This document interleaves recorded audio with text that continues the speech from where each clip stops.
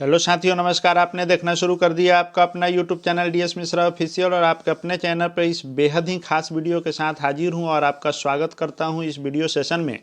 और इस वीडियो में मैं बात करने वाला हूं कि जैसा कि प्राथमिक शिक्षा निदेशक के द्वारा प्रधान शिक्षक अभ्यर्थियों से 3-3 जिले के विकल्प प्राप्त करने के लिए यह निर्देश पत्र जारी हुआ, तभी से एक ही बात की चर्चा होने लगी कि ये जो 3 विकल्प दिए जाएंगे और जिले का जो आवंटन किया जाएगा, तो जिला आवंटन में किसको चॉइस फर्स्ट जिला मिल सकता है और किसको अपना चॉइस जिला नहीं मिल पाएगा। और उसके बाद जो यह विवरण जो है आपके पास पहुंचा, जिसमें जिले का नाम और उस जिले से चयनित अभ्यर्थियों की संख्या, उसके बाद कितनी रिक्ति है उस जिले में और कितना सरप्लस रिजल्ट है या कितना माइनस रिजल्ट है उस जिले का। इस आधार पर यह तय होने लगा कि जहां प्लस जितना है उतने लोग जो है दूसरे ज़िले में चले जाएंगे और जहां माइनस है वहां सभी लोग अपने ही ज़िले में रह जाएंगे।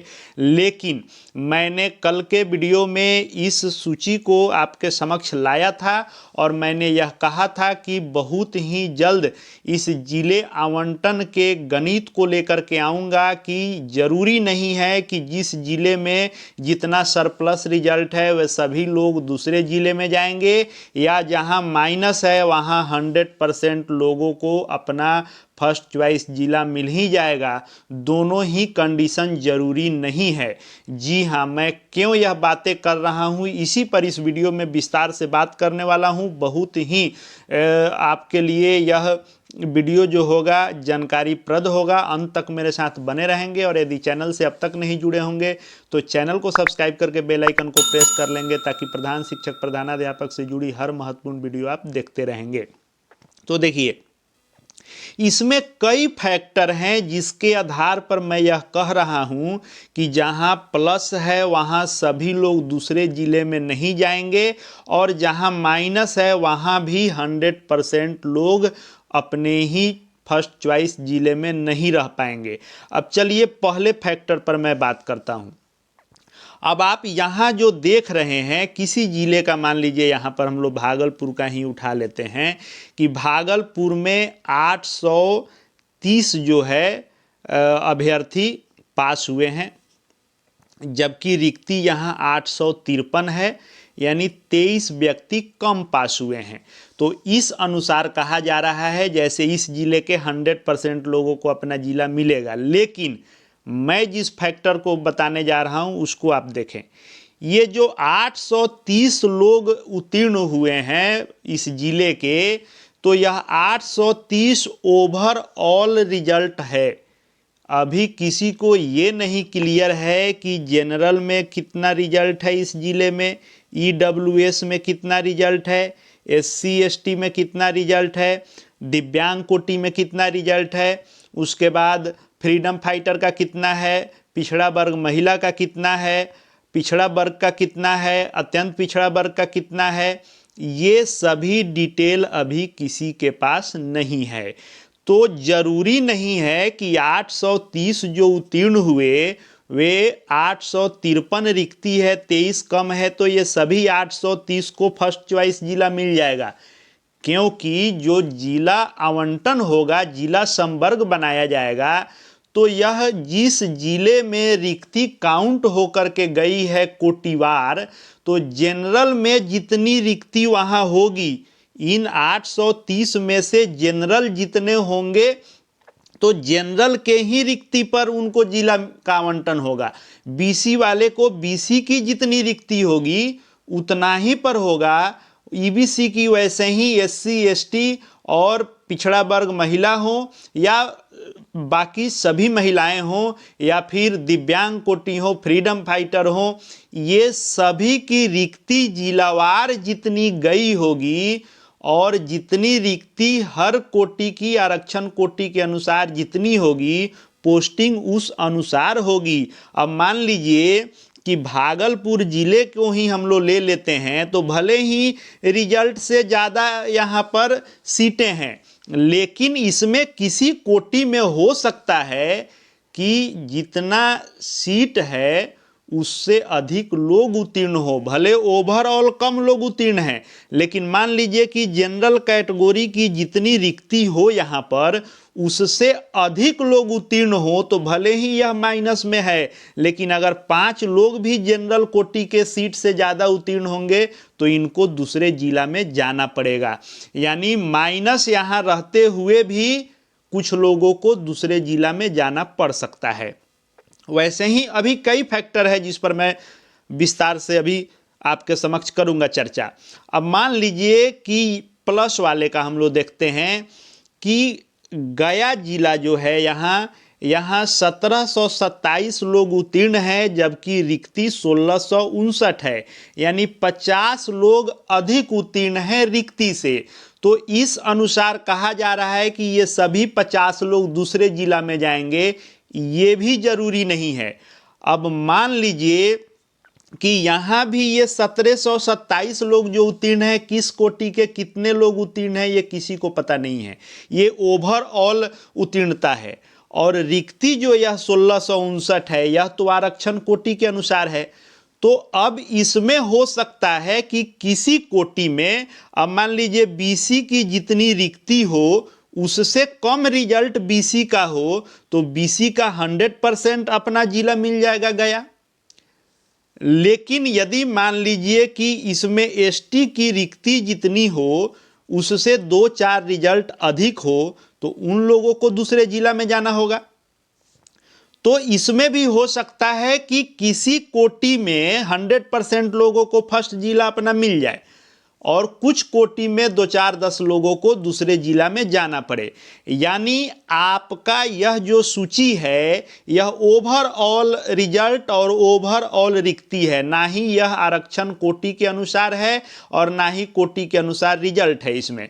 तो जरूरी नहीं है कि प्लस वाले सभी लोग बाहर चले जाएंगे और माइनस वाले सभी लोग अपने जिले में रह जाएंगे। इसमें यह फैक्टर काम करेगा कि आरक्षण कोटि के अनुसार यदि जिस कोटि में आप हैं, आपका रिजल्ट है, उस कोटि की रिक्ति जो है रिजल्ट से अधिक होगी, तब ही उस कोटि के सभी लोग उस जिले में रह सकते हैं। पहला फैक्टर यह हम लोगों ने समझा, क्योंकि सरप्लस या माइनस रिजल्ट के कोटि का पता नहीं है। अब आइए दूसरे फैक्टर को हम लोग समझते हैं। अब यहां दूसरा फैक्टर हम क्या ले रहे हैं कि जैसे मान लीजिए कि यहां पर मुजफ्फरपुर जिला को हम लोग लेते हैं कि मुजफ्फरपुर जिले में उत्तीर्ण होने वाले लोगों की संख्या 1687 है, रिक्ति 1556 है और 131 लोग यहाँ सीट से अधिक उत्तीर्ण हुए हैं। तो लोगों के कथनानुसार 131 लोगों को दूसरे जिला में जाना पड़ेगा। लेकिन जो पहला फैक्टर हमने देखा कोटि वाला, आरक्षण कोटि वाला, जिससे यह जो है लोगों का आंकड़ा फेल हो जाएगा और उसका गणित जो मैंने बताया कि कैसे किस कोटि के लोग रह सकते हैं, कौन बाहर जा सकते हैं, एग्जैक्ट अभी कोई नहीं बता सकता है कि कितने लोग बाहर जाएंगे, कितने लोग फर्स्ट चॉइस जिले में रह जाएंगे।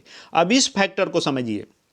अब ये जो 131 लोग अधिक उत्तीर्ण हैं, ये जरूरी नहीं है कि ये भी सभी 131 लोग दूसरे जिला में जाएं। यह दूसरा फैक्टर क्या काम करेगा इसको हम लोग देख लेते हैं।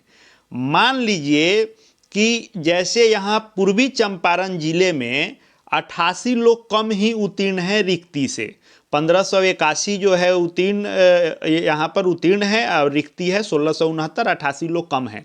लेकिन ये भी हो सकता है कि जो शिक्षक पूर्वी चंपारण के हैं और नौकरी वे अभी मुजफ्फरपुर में कर रहे हैं, तो ये मुजफ्फरपुर में नौकरी कर रहे हैं तो ये 131 में ही काउंट हुए हैं कि 131 लोग अधिक हैं।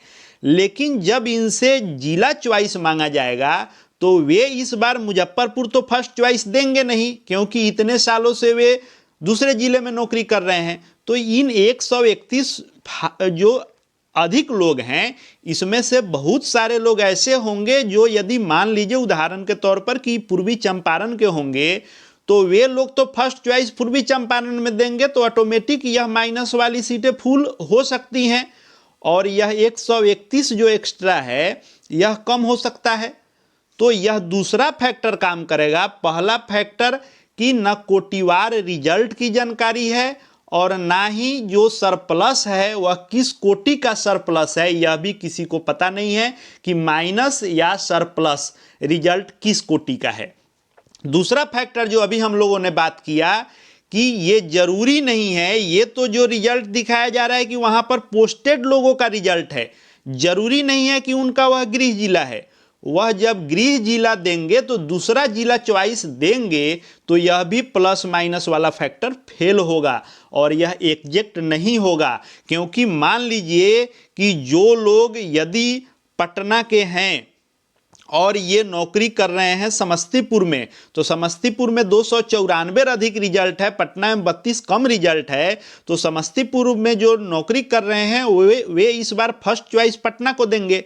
तो ये 294 में से यदि 150 या 100 लोग भी पटना फर्स्ट चॉइस दे देते हैं तो फिर यहाँ यह घट जाएगा, लेकिन यहाँ यह माइनस से प्लस हो जाएगा।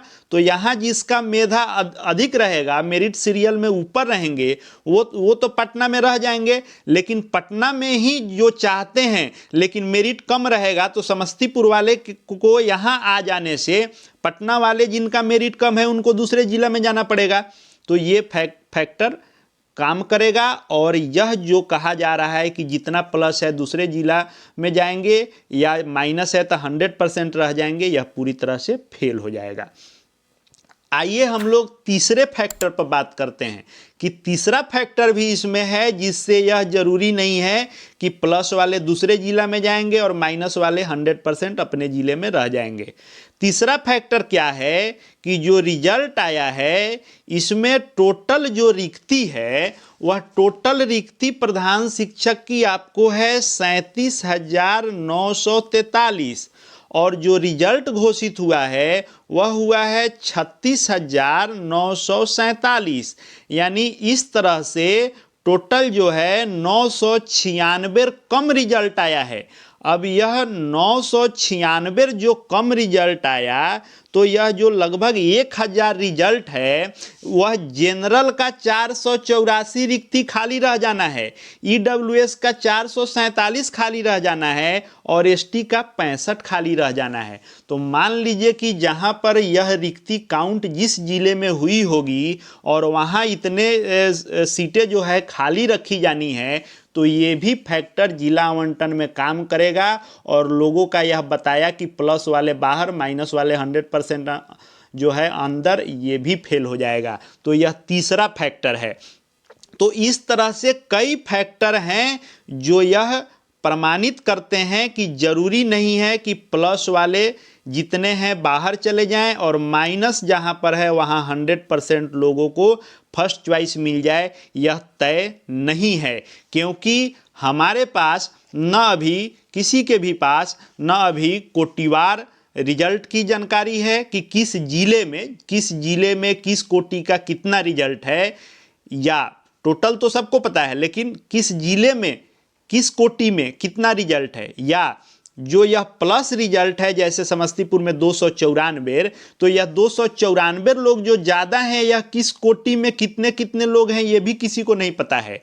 यह माइनस है 200 तो 200 किस कोटि के कम हैं ये भी किसी को नहीं पता है। और 996 जो लोग नहीं इसमें पास हुए हैं मतलब कोटिवार, तो वह जैसे दिव्यांग कोटि के होंगे, फ्रीडम फाइटर के होंगे या एसटी कोटि के, तो ये जहाँ की रिक्ति है वहाँ तो इतनी कम ही बहाली होनी है। तो इस अनुसार यह फैक्टर काम नहीं करेगा। इसीलिए आपको बिल्कुल पैनिक नहीं होना है, बिल्कुल नहीं घबराना है कि हम जिस जिले से आते हैं वहाँ प्लस में है तो ये हम बाहर चले जाएंगे। प्लस वाले में भी जरूरी नहीं है कि जितना प्लस है बाहर चले जाएं और माइनस वाले में भी जरूरी नहीं है कि सभी आरक्षण कोटि वाले को 100% अपना जिला मिल ही जाएगा। माइनस वाले में भी कुछ कोटि के लोगों को दूसरे जिले में जाना पड़ सकता है और प्लस वाले में भी बहुत सारे लोग अपने जिले में रह जाएंगे। लेकिन इतना मान करके चलिए कि 95% से अधिक, यह ऊपर हो सकता है, 98 हो सकता है, 97 हो सकता है, अधिक लोग को गृह जिला फर्स्ट चॉइस जिला मिल जाएगा। 2-4% लोगों को इधर उधर जाना होगा, तभी यह संतुलन बनेगा। तो ये जो 2-4% लोग इधर उधर जाएंगे, ये कौन जाएंगे? तो जिनका मेरिट सीरियल नंबर उस जिले के मेरिट के अनुसार कम होगा। लेकिन सबसे जरूरी है कि जिला आवंटन पर ज़्यादा हम लोग माथापच्ची नहीं करते हुए, सबसे ज़्यादा जरूरी है यह आवाज़ उठाने की कि प्रधान शिक्षक और प्रधानाध्यापक की पोस्टिंग जो है ऐच्छिक की जाए, और पिछले जो ट्रांसफ़र में जैसे लोगों से लिया गया वैसे पंचायत का विकल्प दिया जाए। एक जिला मांग लीजिए, लोग एक जिला दे देंगे, क्योंकि बहुत सारे लोगों को जिला चेंज भी करना होगा, और उस जिले के अंदर आप पंचायत के 3, 5, 10 जो ऑप्शन मांगना है मांग लें। इस पर आवाज़ हर स्तर से उठना चाहिए, तभी प्रधान शिक्षक की पोस्टिंग उनके ऐच्छिक स्थान पर हो सकेगी। आशा है यह गणित बड़े ही काम का आपको लगा होगा। आगे भी शिक्षा जगत, शिक्षकों से संबंधित हर महत्वपूर्ण वीडियो देखते रहने के लिए चैनल से जुड़ जाएं। चैनल को सब्सक्राइब करके बेल आइकन को प्रेस कर लें। साथ ही साथ हमारे Telegram channel DS Mishra official से भी जुड़ जाएं। हर अपडेट वहां आपको मिलते रहेंगे। इस वीडियो को देखने के लिए आपका बहुत बहुत धन्यवाद।